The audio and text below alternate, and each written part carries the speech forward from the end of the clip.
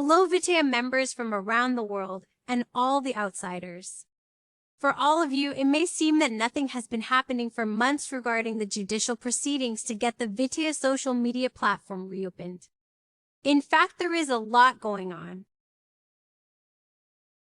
Whatever will be the outcome of these lawsuits, whether the Vitae platform will soon reopen or whether it will eventually be shut down permanently, this will have an impact for each of the 230,000 registered members on the 22nd of June 2021, when the social media platform was unexpectedly taken offline by the Belgian judiciary. To know its impact for you, you should hear and see the last minutes of this video. Hello, Eric. June 22nd is a painful anniversary for Vitae members. Quite a few members have dropped out after 2 years of inactivity. They no longer believe in rebooting. Why this video? Well, there are at least 3 reasons for this. Keeping in touch with the members is very important, with however a few of us left after 2 years, because understandably, a lot of members have dropped out after 2 years of inactivity because they no longer believe in Vitae's reboot. But there is still belief and hope, because we are fighting a just fight against injustice, and our lawyers will prove it. At least if Belgium can still be called a state under the rule of law. And yes, we still believe that justice will prevail. We keep this belief by maintaining these regular meetings with the community, because Vitae will rise again. Second reason, for an update on the ongoing court cases to reopen the Vitae platform. And third, you may also be wondering how much the call to action appeal at the beginning of this year raised to settle our outstanding debts to the law firm Elegis. Let's start with what is today the state of play of the ongoing juridical proceedings. Well, currently, throughout the month of June, several legal proceedings are going on behalf of the lawyers, of the founders, Mandy and Schrage, and of the company Vitae AG. We at member organization wearevitae.org, which has approximately 20,000 subscribers, are not directly involved in the lawsuits concerning the company and the owners, Mandy and Schrage, because we are not a civil party. We did not register as victims because we feel very strongly that we aren't victim, at least not with Vitae causing the damages. Wearevitae.org are members who have started lawsuits with lawyer Hans van der Waal of the law firm Elegis against the Belgian state to recover our Vitae tokens. And if that would not be possible, at the end of the proceedings, to be compensated for our losses, which are the direct result from the intervention by the Belgian state.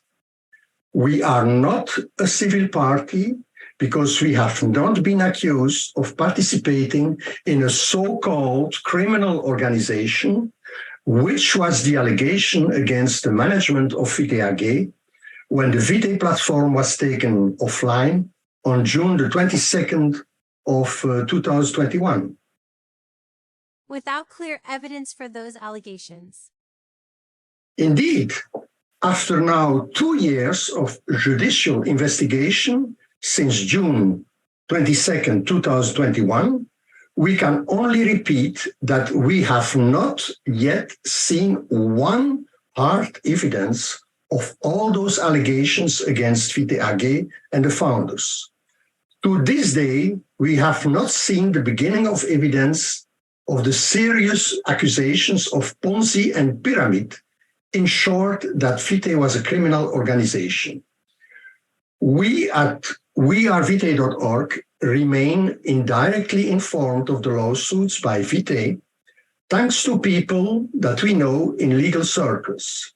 We call them whistleblowers, who also find what is happening here in this case very questionable. Members hope that Mendy would be able to speak in person today to talk to the community, but his lawyers have again advised against it. Yeah, unfortunately, yes. The reason is that we are now in a very crucial phase because of the ongoing court cases. Without knowing the content of these lawsuits, we are hearing from several sources that all the lawyers are determined to go to the end and that they are optimistic about the outcome. But why can't Mendy or one of the lawyers communicate with the community? Yeah, this is not easy to understand for those who are not directly involved in those lawsuits. But the lawyers do not want to take any risk that public statements would be misused and backfire. In this crucial phase, they do not want to give the prosecutor and the investigating judge any chance by misusing even one word from a public statement by Mendy in a new legal battle. You should understand that the few times Mendy did speak in a Zoom or video, some of the people took screenshots and posted those images on Facebook with their own comments. Unwillingly, certainly unwillingly, throwing arguments in the judge's lap to further complicate matters. The lawyers absolutely want to avoid this, because I repeat, we are now in a crucial phase. We must have some patience and, above all, understanding for the situation and confidence in the strength of our lawyers. What do we know as for Mendy, the founders, and Vitae AG? Well, it's a long story, but I will keep it short because you can find all the details on our website, www.wearevitae.org. But first, what we know is that, to our knowledge, no complaint had been filed by members of Vitae against the company or its founders. Secondly, that the Vitae platform was taken offline on the 22nd of June 2021 following a complaint by an officer of the Federal Judicial Police, and that as a result of this, the investigating judge has launched an investigation which continues to this day. Third, that the same day, while the suspects were being interrogated, for the first time, a popular Flemish newspaper already published details on its website. Can you imagine? Details from a secret investigation. Fourth, that the police officer referred suspect so-called victims of Vitae to his brother's law firm. That law firm apparently hoped to be able to do a good business by asking so-called victims of Vitae a fee of €220 and 20% on the amounts recovered. This looks very much like a conflict of interest, of course. And the fifth, when a police officer files a complaint with the investigating judge, the judge has no choice but to start an investigation. And once that train is rolling, there is no stopping it, unless by attorneys for the defendants. And that's exactly what's going on now. What about the lawsuits of wearevitae.org by Master Hans van de Walleveligis? Well, you know that Elegis has initiated two simultaneous proceedings, one in Antwerp called Article 61 Quarter and one in Brussels. Now, on February 9, of this year, 2023, the Court of Appeals in Antwerp denied our request to reopen the Vitae platform and grant us access to our accounts and tokens. Basically, the reasoning was that the court says it could, I stress, could be that the platform contains a risk that a possible, I emphasize again, a possible criminal activity is continued or resumed. Elegis continues to deposit new requests by the 20,000 subscribers to get the platform reopened. Concerning the court proceedings in Brussels to hold the Belgian state responsible for all the losses suffered due to the freezing of the platform in June 2021, well, once the criminal case against Vitae AG and its founders is over, and the suspects are acquitted or condemned, the claim for compensation can be further pursued. But it was important to have it initiated immediately. However, our lawyer clarified that, suppose, if in the end it turned out that the Vitae system was indeed a big fraud, that would mean the Belgian authorities have allowed people to join for over a year when the investigating was already pending, instead of shutting down the system at that time. Therefore, allowing the damages for the people to increase greatly and incurring the Belgian state's liability. Only if they can reimburse each victim, they could escape that liability, but that seems impossible. Other supposition, if Vitae was not a fraud, of which we are still convinced until proven otherwise, this means the freezing order was totally out of line. We still haven't seen solid evidence showing that Vitae was a fraud. And this would mean the Belgian state is responsible for shutting down the system for no good reason and ruining the token's value. In early 2023, every member of wearevitae.org received an email from the law firm Elegis regarding services already paid for in outstanding debts. This was followed by a mobilization campaign for new financial contributions. What has been the result of this? Well, as a result of this, and a series of Zooms meetings under the motto Call to Action, in order to settle the outstanding debt, many members made an extra effort and once again deposited €10, €20, €50, or even contributions of 100 or 500 euros, for which, of course, many thanks. Unfortunately, there are still people who have not paid any contribution, so that to date, barely half of the outstanding debts could be repaid. We, Vitae.org, is thus forced to resort to other means. Notably, we will be organizing soon a crowdfunding campaign. But why did you start crowdfunding earlier? Well, you have to know, already in the first month after the creation of wearevitae.org, meaning in August 2021, we contacted several crowdfunding organizations in Belgium and abroad. Unfortunately, they systematically refused to cooperate with us, arguing that it was not possible as long as we were involved in a court case. However, this was a misunderstanding, as we are not involved in a lawsuit, since we as members are not accused of being members of a so-called criminal organization.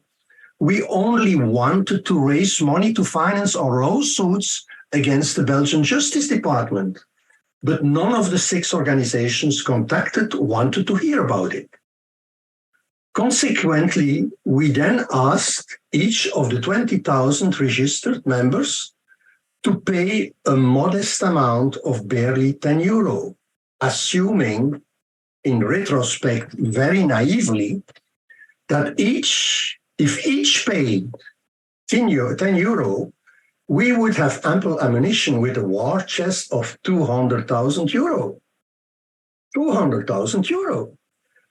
Because a number of people did sign up for the lawsuit by Elegis but did not pay a penny, we once again started looking for a partner to start a crowdfunding.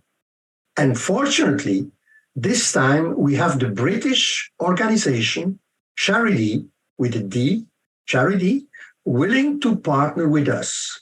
You can go to the website www.charity.com. When will the crowdfunding start? Well, in order to launch the crowdfunding, Vitae.org has set up a non-profit organization this month, now in June 2023, under the name Justice for the Members of Vitae, thus JuVMe, VZW. A non-profit organization, or VZW in Dutch, under Belgian law. JuVMe, VZW, or VZW, has been established and holds the register number 0802.770.020. That's it.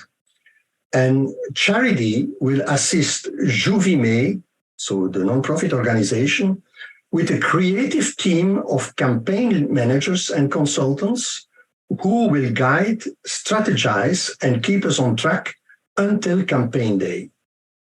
This means that the entire amount of funds raised will be paid in full to the non-profit organization, Justice for the Members of Vitae, for the sole purpose of settling outstanding debts with Elegis and financing, of course, future legal proceedings. The advantage of crowdfunding is that the fundraising is run by professionals and transparency is 100% guaranteed. Indeed, the deposited amounts will appear immediately on the website. Because of the summer holidays, the crowdfunding will start in September 2023. Members will be briefed in detail about this soon, about how it works, what is the intention, and so on and so on. At the beginning of this video, it was said that at the end, you would be made clear what the consequences might be for each of Vitae's 230,000 members worldwide. Let us clarify which are the concrete benefits for you joining our lawsuits by Master Hans van der Wal from the law firm Elegis. Vitae members who have registered at Elegis law firm with their ID card and paid a contribution at the reopening of the platform, they will, if the case against the Belgian state is won, they will receive their Vitae tokens back as recorded on the platform on the 22nd of June 2021. They will receive compensation from the Belgian state for the losses incurred in the period from 22nd of June 2021 to the day of the reopening of the platform. The losses will be calculated individually on case-by-case basis by the financial experts hired by Elegis. Members who have not registered with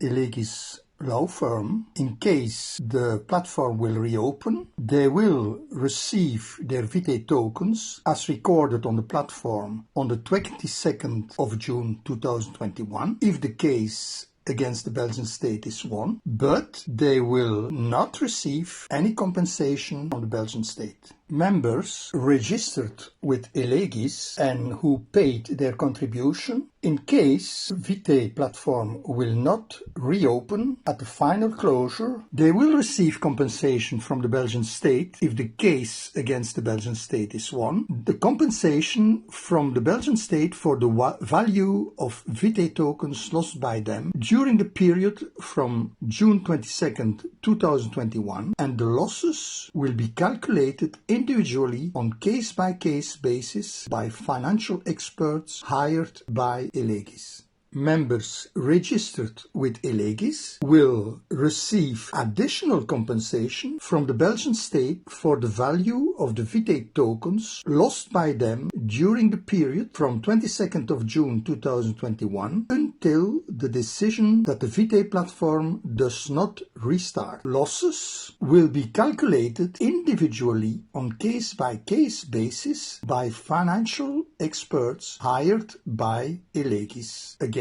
if the case against the Belgian state is won. Now, for members who did not register with the law firm Elegis, when finally it appears that Vitae will not reopen or restart, of course, they will receive nothing, no compensation at all, unless they start and pay judicial procedure by themselves.